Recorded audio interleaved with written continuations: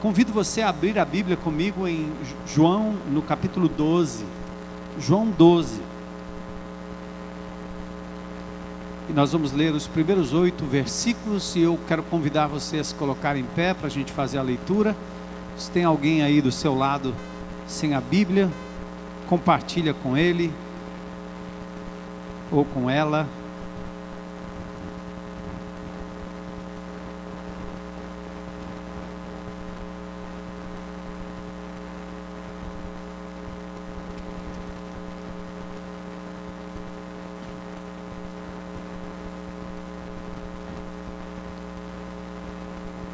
João, Evangelho de João. O Novo Testamento começa com os 4 evangelhos, Mateus, Marcos, Lucas e João, a mesma história contada de ângulos diferentes. O texto bíblico não se propõe a dar uma ordem cronológica dos eventos, por isso às vezes você encontra num evangelho um episódio após outro episódio, e aí em outro evangelho a ordem invertida ou coisa parecida. Isso é absolutamente normal. Algumas pessoas às vezes me procuram porque tem sites especializados em achar contradições da Bíblia, e aí incorrem no ridículo de tentar contradizer as Escrituras, exigindo uma ordem cronológica dos fatos. Mas a Bíblia não tem essa proposta. A proposta é apenas de alguém que está tentando descrever as informações ou aquilo que viu ou ouviu de ângulos diferentes. Mateus escrito para os judeus, Marcos para os romanos, Lucas para os gregos, e João tem um evangelho mais universal, atingindo todas as etnias, né? Então essas são as características do Novo Testamento. Este é o evangelho de João, o apóstolo amado, aquele que esteve bem próximo do Senhor Jesus Cristo. Ele descreve os grandes milagres de Jesus e os descreve a fim de que todos possam crer em Cristo como Senhor e Salvador. E esse capítulo 12 começa com um texto muito especial que é repetido em Mateus 26, em Marcos 14, e em Marcos tem detalhes que João não traz, então apenas acrescenta aquilo que o relato bíblico nos permite conhecer daquele episódio.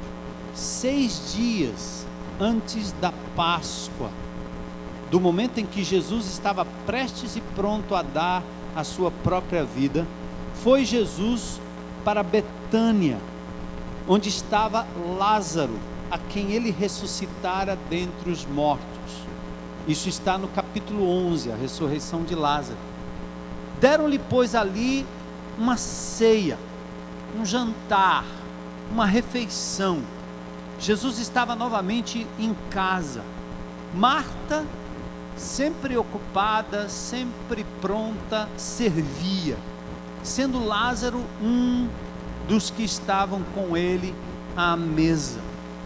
Então Maria, tomando uma libra de bálsamo de nardo puro, muito precioso, ungiu os pés de Jesus e os enxugou com seus cabelos. Ela derrama sobre os pés do Senhor um perfume precioso, nardo, e enxuga os pés de Jesus com os seus cabelos. O texto diz que encheu-se toda a casa com o perfume do bálsamo. Mas Judas Iscariotes, um dos discípulos de Jesus, o que estava para traí-lo, disse: por que não se vendeu esse perfume por 300 denários e não se deu aos pobres? Isto disse ele não porque tivesse cuidado dos pobres, mas porque era ladrão, e tendo a bolsa, tirava o que nela se lançava. Ele estava mais interessado nos dividendos da venda daquilo, para ir para a bolsa, a fim de que talvez oportunamente ele pudesse meter a mão naquele dinheiro também. Mas Jesus, entretanto, disse: deixai-a, que ela guarde isto para o dia em que me embalsamarem, porque os pobres sempre os tendes convosco, mas a mim nem sempre me tendes. Senhor, nesta noite em que já adoramos o Teu nome através de cânticos tão profundos, tão significativos, Senhor, em que reconhecemos a Tua presença aqui, porque o Senhor disse que onde estivessem 2 ou 3 reunidos, o Senhor estaria no meio deles, e nós acreditamos e cremos que o Teu Espírito está aqui, e que o Senhor age como tem agido desde o início deste culto, Senhor, de forma especial. Te adoramos também porque já nos pronunciamos, Senhor, dedicando nossas ofertas voluntárias ao Senhor. Te adoramos pela presença de amigos, de pessoas que aqui vêm para encontrar uma palavra de alento, talvez descobrir um pouco mais da pessoa de Jesus, reconhecer como os discípulos de Jesus se reúnem num grande ajuntamento. E nesta noite nós te pedimos, Pai, em nome de Jesus, que este texto, que esta palavra nos coloque ainda mais perto de Jesus, nos ensine a de verdade andarmos na Tua presença, pausarmos na Tua presença, Senhor, usufruirmos mais de momentos preciosos aos Teus pés, fazendo como Maria, tendo a capacidade de derramar aquilo que em nós ou de nós é mais precioso, porque o Senhor é digno, Jesus. O Senhor merece toda a nossa adoração, toda a nossa atenção, tudo que somos e temos. E como Teus discípulos, como uma comunidade de discípulos de Jesus, nós queremos através da Tua palavra, Senhor, rendermos glória, honra, louvor ao Teu nome. Nós te pedimos isso enquanto o Senhor opera poderosamente na vida de cada um aqui hoje à noite, em nome de Jesus, amém. Podem sentar, glórias ao nome do Senhor.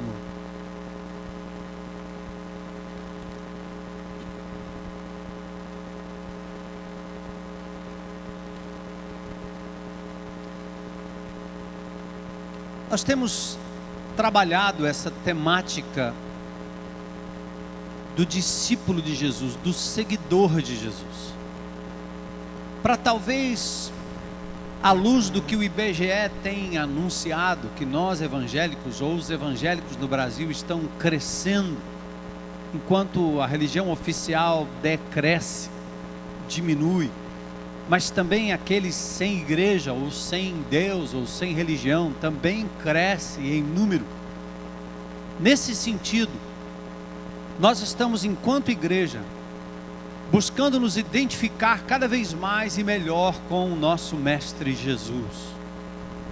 Nós não gostaríamos talvez de nem mais ter que usar o nome de crentes, os evangélicos, mas talvez nos identificarmos cada vez mais como discípulos, seguidores do Senhor Jesus Cristo. Pessoas que um dia na caminhada decidiram se entregar radicalmente a seguir Jesus, sua pessoa, quem Ele é, sua palavra, o que Ele disse, e seus feitos, o que Ele fez por nós. Encarnou, foi batizado, foi glorificado, operou milagres, morreu, ao terceiro dia ressuscitou dentre os mortos, ascendeu aos céus e hoje está na presença de Deus, e nós o aguardamos, como nós cantamos aqui num dos hinos. Então, seguir a Jesus significa acreditar em quem Ele é, Deus que se fez gente como a gente, para mostrar que religiosidade é oca, quando nós não compreendemos que Jesus Cristo encarnou, esteve entre nós, colocou os pés aqui neste chão, tocou pessoas, foi simples, andou no meio do povo, sem paramentos, sem identidade religiosa ou eclesiástica. É esse Cristo que nós seguimos, como igreja, como grupos pequenos, como indivíduos, e assim nós temos batido nessa tecla mais e mais, para que todos nós, homens e mulheres, jovens, adultos, adolescentes, idosos, todos nós sejamos identificados como seguidores, discípulos de Jesus, aqueles que não se envergonham de hastear a bandeira de Cristo, de falar do nome de Cristo ousadamente, onde quer que esteja, na escola, no trabalho, na rua, na roda de amigos. Mas além disso, pessoas que também são imitadoras de Jesus, que falam o que ele falaria, que agem como ele agiria, que incorporam a moral, a ética, a vida de Jesus. Ou nós podemos até nos tornar maioria como evangélicos do Brasil, mas vamos levar essa nação para o buraco, para a derrocada moral, espiritual, se nós não formos sal que salga, luz que ilumina, discípulos capazes de fazer diferente. Porque proclamar o nome de Deus, fazer rezas e orações, ter gestos de religiosidade, mesmo evangélica, isso é muito fácil. As pessoas imitam facilmente, você aprende rapidinho. Algumas músicas, por exemplo, evangélicas, são cantadas hoje pelo Brasil inteiro. Música de Zaqueu, todo mundo sabe, ao cantar ela em qualquer lugar. Se você for num prostíbulo, numa boca de fumo, se você for no presídio, se você for no palácio, se você for junto aos governantes, aos empresários, numa roda onde os caras estão cheirando cocaína, e se você começar a cantar a música de Zaqueu, todo mundo vai parar, todo mundo vai cantar. E todo mundo vai continuar fazendo o que está fazendo de errado e dizendo graças a Deus. Esse tipo de cristianismo não impede que o mal avance. Esse tipo de cristianismo não salga, porque o sal não só tem o sentido de dar sabor às coisas, mas o sal tem o sentido de preservar. Uma carne salgada é uma carne preservada. Então, quando nós, crentes em Cristo Jesus, não estamos impedindo que o mal avance na escola, no trabalho, no lazer, seja onde estiver, ou no campo, ou na brincadeira, ou no estádio, ou no quartel, então nós não prestamos para nada. Somos religiosos inócuos que não temos nenhum poder transformador, estamos envergonhando o nome de Jesus, estamos fazendo com que as pessoas olhem para nós e digam: que diferença faz?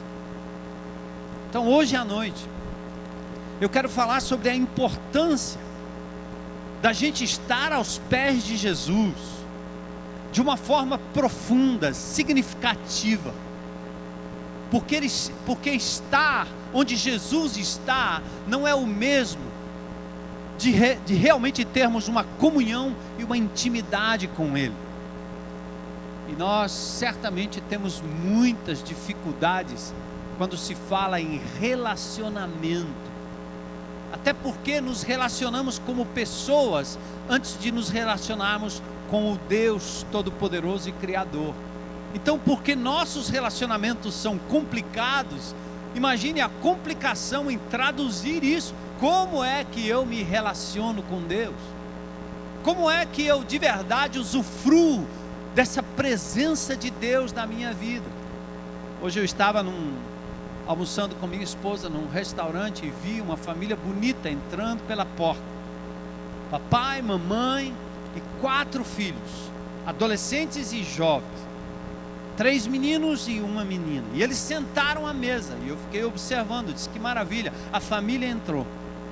Mas não demorou muito, cada um dos filhos tinha um celular, um desses tablets nas mãos, e cada um estava focado no seu aparelho, cutucando o aparelho, olhando o aparelho. Eu fiquei pensando: que coisa, uma família reunida meio-dia para um almoço, e cada um olhando no seu próprio equipamento, e talvez até eles estivessem falando uns com os outros pelo MSN, ou então pelo Skype, quem sabe. Eles estavam se comunicando, porque hoje nós temos uma tecnologia que nos permite a comunicação instantânea com todo mundo, o mundo inteiro.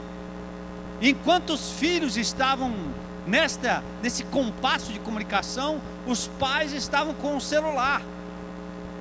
E aí, meu amigo, o negócio só parou um pouquinho quando a comida chegou e cada um ligado naquilo, e pouco diálogo, e comida e muita comunicação com o equipamento. O fenômeno das redes sociais hoje nos conectam com mais pessoas do que nós podemos de verdade até, ou poderíamos suportar pessoalmente ou individualmente. Mas a grande verdade é que enquanto nós abrimos o leque de comunicação com o mundo inteiro e com milhares de pessoas, nós vamos nos distanciando cada vez mais daqueles que estão próximos. Essa semana eu ouvi de um casal que nós aconselhávamos uma decisão muito interessante. Eles estavam dizendo que para a restauração do casamento, a comunicação precisava ser restaurada.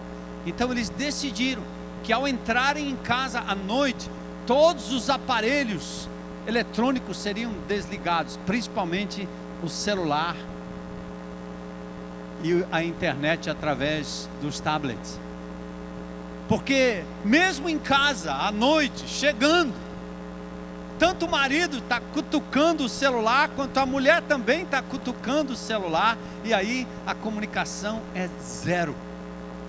Bom, mesmo que os contatos via internet promovam um nível mais aberto e até menos inibido de comunicação entre as pessoas, nós estamos distantes da riqueza e da profundidade do relacionamento pessoal, olho no olho, pessoa a pessoa, comunicando sentimentos, percebendo a afeição do outro, compreendendo os gestos, tendo capacidade de dialogar com mais profundidade, saber onde mora, saber onde está, saber como está. E as interações verbais e os atos concretos de amor vão se tornando cada vez mais raros entre nós. Deste modo, a complexa teia de comunicação tem tornado os nossos relacionamentos cada vez mais superficiais e carentes de companheirismo, amizade relacional e toque presencial. Como naquela mesa no restaurante, estar perto de alguém não significa estar com alguém de verdade. Às vezes é como estar num ônibus lotado. Nós tocamos nas pessoas, mas não sabemos exatamente quem elas são ou como elas estão. Por que nós estamos falando isso? Porque nós temos um problema ao nos relacionarmos com pessoas aqui na horizontal. Meu irmão, minha irmã, meu pai, minha mãe, meu filho, meu parente, meu amigo, a pessoa, meu vizinho. Não é fácil conviver, ou seja, viver com, porque a nossa natureza foi afetada pelo erro, pelo pecado, pelos maus tratos, pela sociedade, pelas ondas do momento, pela forma com que fomos criados, talvez abusados, a forma com que os nossos pais, nossos amigos, nossos parentes até abusaram da gente, não só fisicamente, sexualmente, mas um abuso psicológico, os maus tratos, palavras que nos afastaram das pessoas e palavras que nos afastam dos outros, porque nós não acreditamos mais em relacionamento. Pensa nas pessoas que foram traídas, enganadas, pessoas que confiaram, crianças, meninas, meninos, que confiaram em parentes próximos, até no pai, no padrasto, e acabou sendo, então, essas meninas e meninos acabaram, aliás, sendo abusados e abusadas por essas pessoas. Como isso quebra o relacionamento, impede que a gente de verdade tenha um relacionamento pessoal, com confiança, com entrega, com crédito. Por isso nós preferimos nos esconder atrás da tela, e ali nós podemos ser quem nós somos ou quem nós não somos de forma destemida, mas esse não é o relacionamento ideal, e aí nós vamos nos tornando frios, indiferentes, distantes, calculistas, superficiais, agressivos, interesseiros e manipuladores das circunstâncias e das pessoas ao nosso redor. Bom, qual é a consequência disso?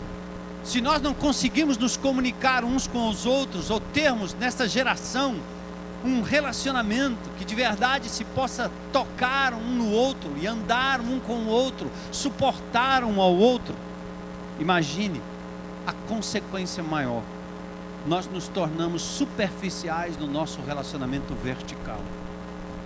Se somos superficiais aqui na horizontal, vamos nos tornando superficiais no relacionamento vertical, porque aprendemos a nos relacionar com pessoas antes de aprendermos a nos relacionar com Deus. Tratamos Deus como tratamos a maioria das pessoas, superficialmente e com indiferença. É interessante porque a Bíblia chama Deus de Pai. Eu imagino hoje esta geração pensando em Deus como Pai. Se Deus é como meu Pai, eu não quero nada com Deus. Se Deus é como a minha mãe, como meus pais, eu não quero nada com Deus. Se Deus é chamado de amigo e o amigo me traiu, eu não quero nada com Deus. São pessoas decepcionadas com Deus, porque são decepcionadas com o berço de onde vieram, com as relações mais íntimas que se desenvolveram e que na verdade quebraram, frustraram e etc. E aí você tem que compensar o resto da vida em busca daquela lacuna grande, e vai compensando isso de várias formas: a indiferença, o isolamento, a egolatria, a busca do seu prazer pessoal, a agressividade que procura destruir o outro, dar no outro, bater no outro, acabar com o outro. As pessoas que respondem com rispidez, com ira, a qualquer ameaça. Tudo isso é falta exatamente dessa comunicação que Deus bolou para ser e existir na família. E aí nós vamos nos relacionando de forma errada com Deus. O abuso dos pais, o abuso dos amigos, levam-me a crer que Deus abusa de mim também, e que os mandamentos divinos vão se tornando muito mais restrições do que meios de felicidade. Presta atenção, vocês jovens. Eu não frequento a rede social, mas eu sei o que acontece. A cada restrição, a cada mandamento divino que diz para você, não faça isso, há uma contrapartida diabólica que vai dizer, Deus está querendo cercear a sua liberdade. Jamais acredita-se que o Senhor tem algo que lhe restrinja para o bem, para a sua felicidade. E aí nós vamos nos tornando libertinos, relativistas, e aquelas leis que visam nos proteger acabam sendo ridicularizadas até por crentes em Cristo Jesus. Eu vou voltar a falar de um assunto aqui que já virou brincadeira em muitos campos, falando dessa luta, dessas artes marciais, né? É tão bonito ver uma luta olímpica, é bonito ver os homens brincando ou lutando, e obviamente que isso não tem a ver com a violência que se prega, que se apregoa, que se vê e que é contestada não só por mim, mas é contestada até pela própria sociedade. Mas hoje o que nós estamos vendo é um indivíduo que vai ter uma luta famosa nesses próximos dias, abrindo a boca para dizer besteira, que vai quebrar, que vai sangrar, que vai acabar. E daqui a pouco nós estamos vendo jovens, crentes, adultos, replicando isso como se isso fosse o barato do momento. E qualquer pobre coitado que decida entrar na internet e dizer o contrário, vai ser ridicularizado. Porque hoje nós temos esse laissez-faire espiritual. O bom é fazer exatamente o contrário. Sabe o que eu ouvi hoje pela manhã, de um irmão desta igreja que vive dentro dessa comunidade, aqui do Pedras, que antigamente os jovens desta comunidade brincavam de bola. Tinham os campinhos, a bola rolando para cima e para baixo, correndo para lá, correndo para cá, gol para lá, gol para cá. E essa era a brincadeira das crianças e dos jovens desta comunidade. Sabe qual é a brincadeira de hoje? A brincadeira de hoje é ter um daqueles sacos cheios, que eu não sei nem como chama aquilo ali, onde os indivíduos ficam batendo e esmurrando, e agora eles estão fazendo lutas entre si. Ou seja, que bonito, não é? Os jovens da comunidade estão aprendendo agora a espancarem uns aos outros, porque não tem nenhum controle. Os lutadores profissionais sabem disso, que não existe controle. Eu tenho respeito por eles. Aliás, tem deles aqui na congregação que estão sentadinhos aí, que são homens que lutam profissionalmente. Eu sei da seriedade, mas vocês percebem o que a mídia é capaz de fazer? Transmitir a todos nós que a violência é normal, e que você deve praticar isso como uma forma de autocontrole. Que autocontrole é esse? Mas eu me refiro a isso como exemplo de como nós, crentes em Cristo Jesus, discípulos de Jesus, perdemos o bom senso e começamos a chamar o errado de certo, e quem se opor agora vira careta, vira um maluco, um ignorante que não sabe nada. Mas nós vamos continuar desse púlpito aqui, chamando pecado de pecado, erro de erro, mentira de mentira, violência de violência, pecado de pecado, sensualidade de sensualidade. O máximo que nós podemos ter é uma reação de debandada, onde os indivíduos que têm apetite pela violência vão ter que achar outra comunidade para se congregar, porque nós vamos em cima. Se eu vir, se eu apontar, se eu ouvir, se eu falar, certamente, acho que todo irmão que está na rede social devia fazer isso. É Mateus 18, não faz pela internet não, identifica quem é e chama o irmão, e diga como é que no bom senso você pode estimular a violência desse jeito, e espalhar isso como quem espalha o mal, e não tem coragem de espalhar a paz, a longanimidade, a verdade, o amor próprio, a longanimidade e as virtudes de Jesus. Por que nós não usamos a internet para salgar, ao invés de jogar mais podridão para cima das pessoas? É esse tipo de cristianismo que está permeando o nosso Brasil, e que está permitindo que as coisas na sociedade vão de mal a pior. Sabe qual é a causa disso? São pessoas que não estão andando na presença de Deus.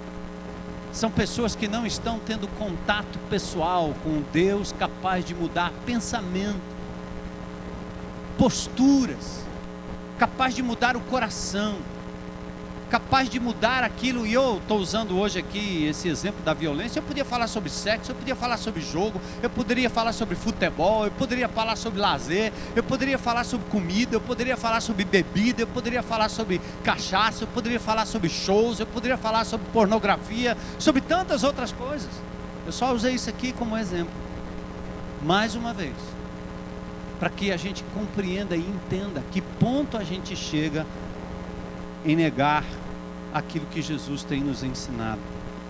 Queridos, Jesus sempre nos ensina através de palavras e circunstâncias vividas entre Ele e os discípulos. E estar próximo de Jesus nesse texto não foi o mesmo de estar com Ele e usufruir da sua presença. Porque parece então tão difícil ser íntimo de Jesus de verdade. Aliás, tem gente que não sabe nem o que é isso. Ele pensa que ser íntimo de Jesus é vir ao culto, ou frequentar qualquer reunião. Ele não entende o que significa estar e andar na presença de Deus. Exatamente porque ao longo da vida nós fomos criando mecanismos de proteção ao redor das nossas inseguranças e nos afastando dos relacionamentos e das pessoas. Criamos cascas, camadas que nos escondem das pessoas e nos impedem de vê-la ou de vê-las onde e como estão. Por isso nós não temos mais compaixão de ninguém. Tudo vira um adversário, tudo vira um inimigo, tudo vira um problema em potencial. Somos como nozes e castanhas num vidro que não se misturam, apenas nos tocamos. Diferente das uvas colocadas numa vasilha, que com o tempo elas se misturam e trazem um líquido poderoso e maravilhoso. Como vamos entender e usufruir as palavras de Jesus, como em João 17, 23? Como é, discípulos de Cristo Jesus? Como é que nós vamos traduzir isso aqui? Como é? Explica aí. Jesus disse, orando ao Pai, em João 17, Ele em oração, Deus que se fez homem, que não precisava, talvez nem precisava dessa comunhão toda, porque Ele era o próprio Deus que se fez gente. Mas quando Ele se fez gente, Ele se fez tão submisso, tão normal, tão 100% humano, que Ele mostrou para cada um de nós como é necessário estar conectado com o Pai. E Ele diz assim, eu neles, Tu em mim, ó Pai, para que sejam perfeitos na unidade e para que o mundo conheça que Tu me enviaste. Eu neles, Tu em mim. Que relação, que simbiose, que coisa, que bom, Senhor, é Tua vida em minha vida. Por isso nós estamos aqui para buscar a verdade, fazer a vontade de Deus e aprender como estar na presença de Deus. Jesus priorizou isso. Em João 17, Ele passa tempos na presença do Pai, falando com o Pai, Ele ora ao Pai, Ele vai para o deserto, Ele anda nos cantos, Ele ouve a voz do Pai, Ele está conectado com o Pai. Se somos discípulos de Jesus, não podemos fazer diferente. Jesus priorizou o relacionamento com o Pai.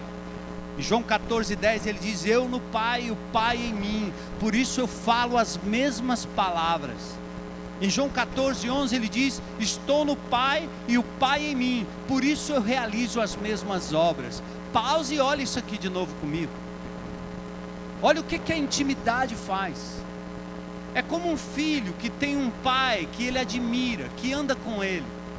E à medida que ele anda com o pai, ele passa a fazer as coisas que o pai faz. Ele ganha os trejeitos do pai, como a menina pode ganhar os trejeitos da mãe.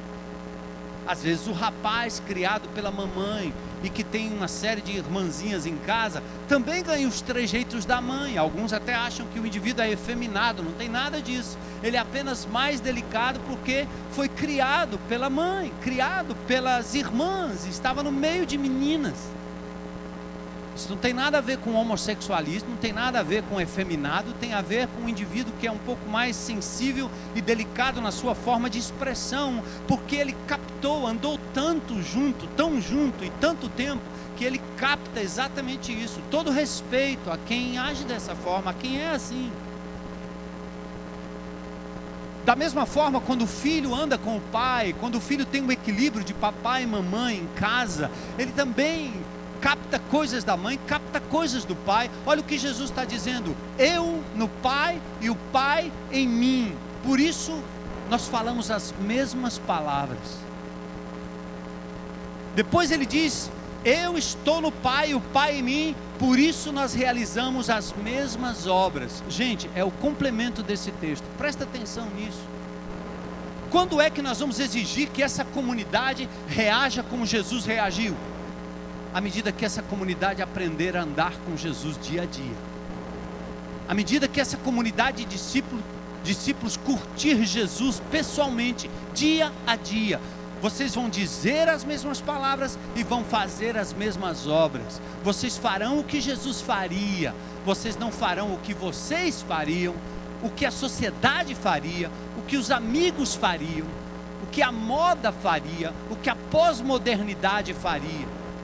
O que nós estamos assistindo hoje, neste século, nesse momento da história, são pessoas tão desconectadas com Jesus, e que se dizem crentes em Cristo, frequentadores de igreja, mas eles não têm nada de Jesus. É difícil enxergar uma atitude que os qualifique ou os identifique com a pessoa do Senhor Jesus Cristo. Falta misericórdia, falta amor, falta alegria no espírito, falta entrega, falta servitude, falta santidade, falta justiça, falta um coração que diz não para aquilo que é errado, falta as bem-aventuranças que abrem mão, as bem-aventuranças que entregam, as bem-aventuranças que Jesus proferiu. Por que nós não estamos falando as mesmas palavras? Porque não estamos andando na intimidade com o Mestre. Porque nós não estamos fazendo as mesmas obras como o corpo de Cristo, braço, pé, mão de Jesus, porque nós não estamos nele e ele em nós, numa intimidade contínua. Só diremos as mesmas palavras, só faremos as mesmas obras quando estivermos nele e ele em nós, diariamente. A Bíblia está cheia de grandes homens que andaram com Deus. Noé, capaz de construir uma arca no seco, ridículo. Nós não temos mais esses homens capazes de construir arcas no seco, no deserto, no Saara.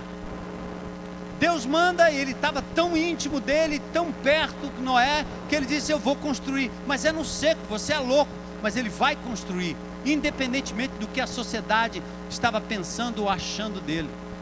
Hoje, com esse advento da internet, com essa loucura que nós estamos vendo aí, com essa comunicação que existe entre nós, nós estamos com medo de nos posicionar a favor daquilo que Deus está dizendo, porque você tem medo de ser ridicularizado. Mas Deus há de levantar uma comunidade de discípulos com coragem para amar as pessoas, não serem juízes nem censores dos outros, mas também se posicionarem a favor daquilo que é correto, verdadeiro, santo, puro, justo, porque andam com Deus, só isso. Não é porque obedecem à censura pastoral, não, é porque andam com Deus. Algumas pessoas disseram: pastor, você tem que entrar aí nesse lugar. Eu disse: você é doido, eu entro nada, loucura, não entro de jeito nenhum. O que eu vou fazer lá? Eu não sou o Espírito Santo, eu não posso estar em todo lugar, eu não posso estar, mas eu sei quem pode estar, o Senhor. E o Senhor há de mudar essa cabeça, ou essas cabecinhas que continuam relativizando o Evangelho, porque eles vão aprender a andar na presença de Deus e serem reflexos desse Senhor. Hoje eu quero convidar você a praticar comigo essa presença. Ele disse: eis que estou convosco todos os dias até a consumação. Ele disse a Abraão: anda na minha presença e ser íntegro. Este andar com Deus é mais do que estar onde Ele está, é se ter o privilégio de se derramar diante dEle, entregar a Ele. É uma resposta constante e contínua do reconhecimento da sua presença na natureza, nas circunstâncias, no dia a dia. É alguém tão ligado, tão sintonizado, que no alimento ele é capaz de ver a glória de Deus, que no gesto de um amigo, de uma criança, de um filho, da mulher, do marido, do pai, ele é capaz de ver a glória de Deus. É pessoa que vê no sol, na natureza, a glória de Deus. Estar na presença de Deus é isso. Por isso o Senhor tem que promover primeiramente um quebrantamento no nosso coração. Aí eu quero levar vocês para o texto. É uma simples ceia. Comece a ler os evangelhos dessa forma, não como declarações doutrinárias não, mas entra na cena. Jesus não está no templo, Ele não está numa igreja, Ele não está em canto nenhum, Ele está numa casa. As coisas mais profundas que Jesus fez e citou e falou, Ele estava numa casa, no morro, com um grupo de discípulos. Aqui é uma simples ceia, onde as pessoas estavam ao redor do próprio Jesus, e elas foram distinguidas aqui pela atitude de cada um. Salmo 34:18 diz: perto está o Senhor dos que têm o coração quebrantado, não endurecido, não empedernido, não rebelde. Aqueles que são do contra, que gostam de ser do contra. É bom ser do contra. Eu já fui do contra. Hoje eu quero ser contra principados e potestades e contra o diabo em nome de Jesus. Não quero ser contra a verdade, contra aquilo que sara, que cura, contra aquilo que é evidente ser saúde para a nossa mente, para o nosso coração, para a nossa vida, para os nossos relacionamentos. Não duvidem disso não. Perto está o Senhor dos que têm o coração quebrantado. Deus habita nos céus e no espírito quebrantado, Isaías 57:15. Então nós estamos aqui nesse texto de João 12. Jesus introduz suas últimas palavras em João 13. Mas antes, João fala de 3 incidentes que marcaram os últimos momentos de Jesus na terra: a unção, a entrada triunfal e a visita dos gregos. Falamos sobre isso algumas semanas atrás. Os 4 evangelhos narram episódios similares. Jesus está em Betânia. Num texto ele está na casa de Simão o leproso, e Maria ali unge a cabeça de Jesus. Em Lucas 7, 36 a 50, ele está na Galileia, na casa dos fariseus, o Simão e a mulher pecadora chora, beija, unge e enxuga os pés com os cabelos. Em João 10, provavelmente revela o mesmo evento registrado em Marcos. Mas vamos agora para o nosso texto aqui. 6 dias antes da Páscoa, casa de Lázaro, ou de Simão. Quem sabe Simão fora o pai de Lázaro. Ele está em Betânia. Quem estava presente ali na casa? Vamos entrar na cena. Lázaro está lá, aquele que ressuscitaram. Marta está lá, aquela mulher ativa que gosta de fazer coisas. Ela não para, ela não para, ela não para, ela não para. Conhece alguém assim? E Maria está lá também. Maria não é a Maria, mãe de Jesus, é Maria, irmã de Marta e de Lázaro. Os discípulos estão ali com ele. Judas está no meio deles. E obviamente Jesus. Tudo teria transcorrido normalmente naquele ambiente, naquela ceia, não fora pela presença do Verbo de Deus, Deus que se fez homem, cuja presença deveria ser apreciada, usufruída por todos daquele lugar, indistintamente. Porém, assim como acontece num culto, assim como acontece numa casa, num grupo pequeno, as pessoas reagem de forma diferente à presença de Jesus. Uns ignoram, estão nem aí. Outros simplesmente dizem: ah, que bom, o senhor está aqui, maravilha, é bom ter você aqui. Outros têm interesses escusos, mas outros usufruem da presença do Senhor de forma especial. Esse é o quadro da nossa história, uma mesa, uma refeição, capaz de revelar quão longe ou quão perto aquelas pessoas estavam de Jesus. Ele está presente, mas nem todos percebem a importância e a prioridade da honra que é devida a Ele. É assim no culto, é assim na nossa casa, é assim no lugar onde nós nos reunimos. Poucos percebem que no ajuntamento de 2 ou 3, ou nessa grande congregação, a presença de Deus se manifesta. Uns agem normal, tanto faz, estou nem aí, é mais um evento. Outros dizem: que legal, eu sei, Jesus está aqui, que bom. Outros respondem à presença dele com honra, com entrega, com adoração. Assim como no culto, numa reunião de grupo pequeno, num devocional, numa reunião ministerial, o Espírito de Cristo está entre nós e no nosso meio. Mas enquanto todos estão na presença de Jesus, quer queiram, quer não, aqui nesse contexto só uma pessoa usufruiu a plena presença dele. Primeiro, Lázaro. Lázaro, amado, ressurreto e beneficiário do poder de Jesus.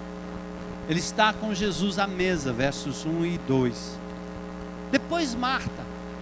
Marta é aquela mulher ocupada. Ela prefere fazer algo para Jesus do que ter intimidade com Jesus.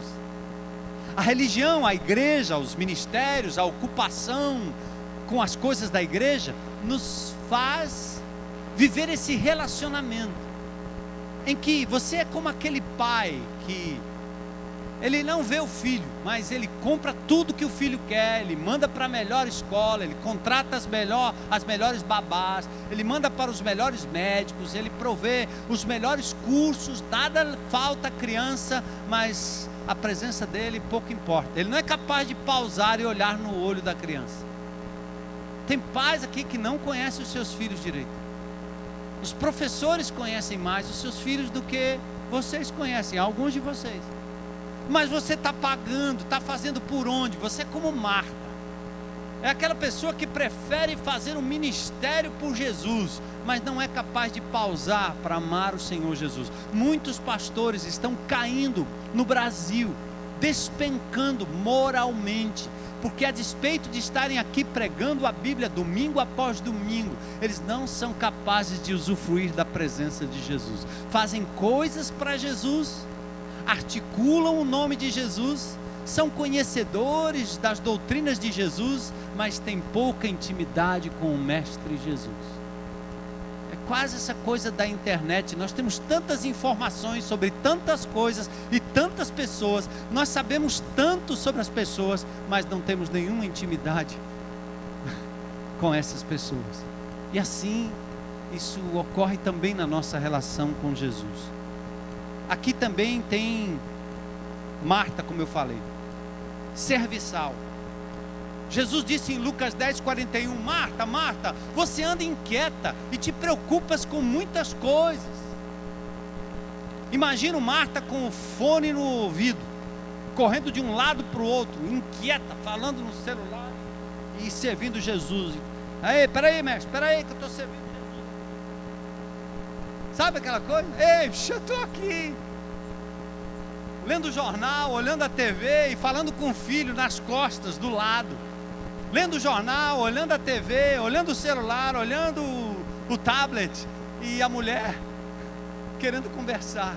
E o marido querendo conversar. E está todo mundo ocupado, porque cada um tem o seu. Cada um tem o seu. Cada um tem o seu. E tem que entrar, tem que comunicar, tem que checar, tem que ver de novo. Tem que ver. Ocupados a ponto de não terem mais tempo para pausar, para ouvir o som de mais nada, a presença de mais ninguém.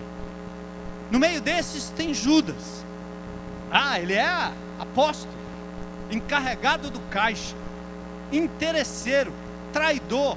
Ele é discípulo, mas ele é ladrão. Se fez de pobre, aparentou compaixão, mas não tinha visão do reino. E sua amizade com Jesus era interesseira, pois quando se viu ameaçado pela perspectiva de prejuízo, ele negociou a amizade por 30 moedas. Quem tem ouvidos para ouvir, ouça. O cristianismo de hoje lota templos se pessoas forem beneficiadas com alguma coisa. É por isso que os grandes pregadores televisivos vão oferecer cura fácil. Porque as pessoas estão ali enquanto tem cura fácil, prosperidade fácil, dinheiro fácil, ganho fácil, nada de calvário, tudo é glória. E essa ilusão, esse placebo que qualquer um pode oferecer, acaba fazendo com que as pessoas tenham um relacionamento com Jesus que é interesseiro. Jesus é uma espécie de máquina de refrigerante ou de docinho. Você aperta e sai o que você quer. A relação com Jesus é diferente. É pessoal, é relacional, é íntimo. E aí finalmente tem Maria. Maria, quem era ela? Irmã de Lázaro. Ela, Maria, ficou sentada aos pés do Senhor, ouvindo a palavra em Lucas 10:39. Ela pausou para ouvir. O mestre está aqui. Pausa. Ouve o que Deus tem para lhe dizer. Silêncio. Não fala. Não se envolva com mais nada. Desliga tudo. Para tudo. O Senhor está no seu santo templo. Cale-se diante dele toda a terra. Abacuque 2:20. Abacuque 2:20. O Senhor está no seu santo templo. Cale-se diante dele toda a terra. Pausa. Ela esteve aos pés do Senhor para ouvir. Jesus disse que ela escolheu a boa parte. Estava aos pés não só para ouvir, mas também para dar, para entregar a si mesmo e tudo que ela tinha. Mas para isso foi preciso quebrantamento. Quais são suas credenciais? Quem ela é, fica claro pelo que ela faz, não pelo que ela diz. Ela estava lá, no lugar certo. Ela tinha posses, economia de anos. Ela tinha um vaso de alabastro contendo nardo puro, 1 libra, 327 gramas. Aquilo ali valia 300 denários. Sabe o que é isso? É o salário de 1 ano. Talvez hoje mais ou menos R$7.500 se ela fosse assalariada com o salário mínimo. Aquela mulher guardar aquilo era um tesouro precioso. Quem sabe era a sua aposentadoria, a sua reserva mais preciosa. E quando ela estava ali aos pés de Jesus, como reconhecimento da soberania do Senhor, como reconhecimento da sublimidade da presença de Jesus. Olha quem está aqui, olha quem chegou, olha quem está no nosso meio. Não foi o que as pessoas são capazes de fazer por Jennifer Lopez, por Anderson Silva. Se ele chegasse aqui agora,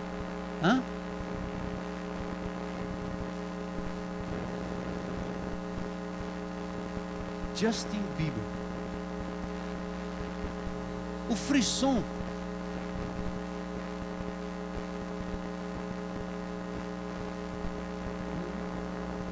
pense num jogador famoso, num ídolo, num galã de novela.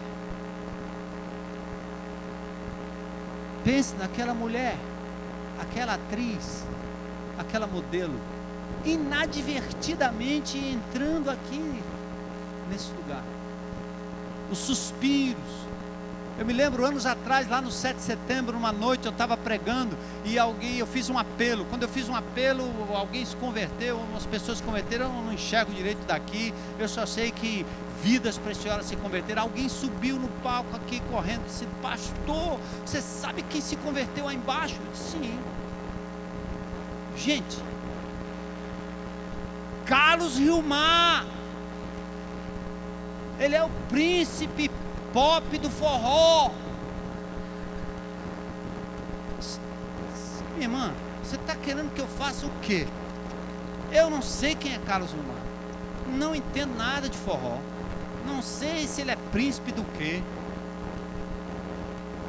Eu sei que ele entregou a vida dele a Jesus, seja quem for no meio da multidão, pode ter sido o Zé Ninguém, o Zé das Tantas, o Zé desconhecido, não interessa. Mas foi um frisson naquela noite. Quando ele se converteu, teve até gritinho.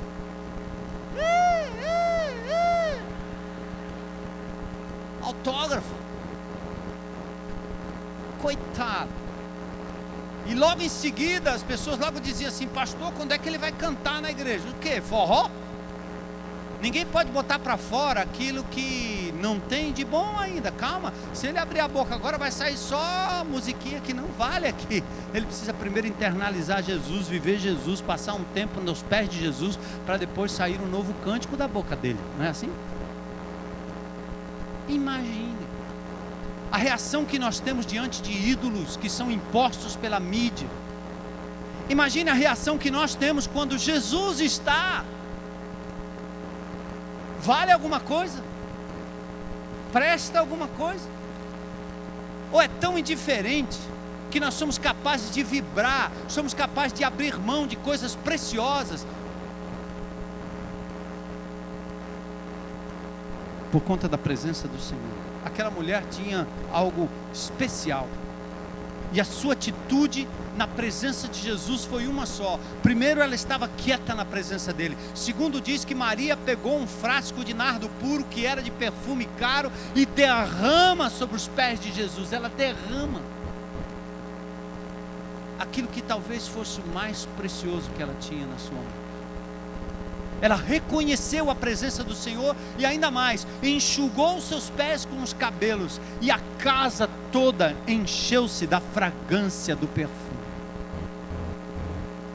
Ela tomou o vaso, o texto diz que ela quebra o vaso, Marcos 14:3, ela quebra o vaso e derrama o conteúdo aos pés de Jesus. Por isso, meus amados, preste atenção. Estar próximo de Jesus é não só reconhecer que Ele está, mas é se derramar diante dele, é se entregar.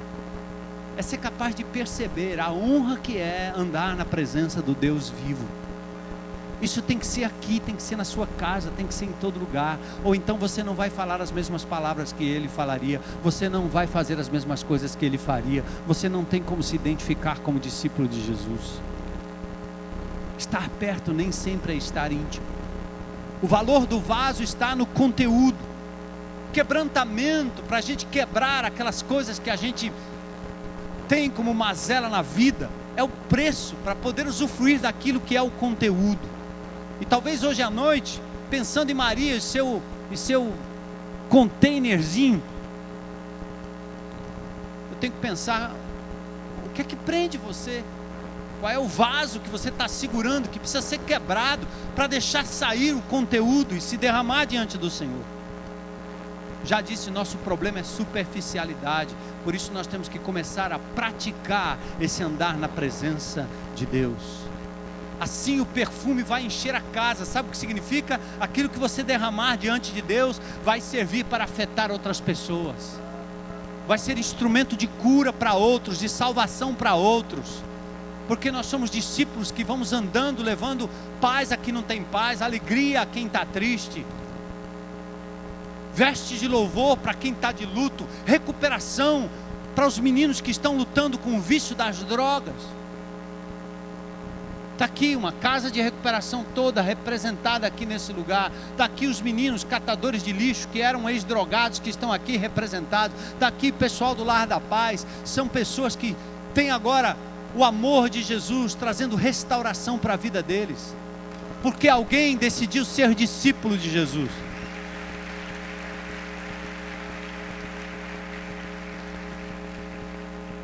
Eu quero fazer um desafio para você.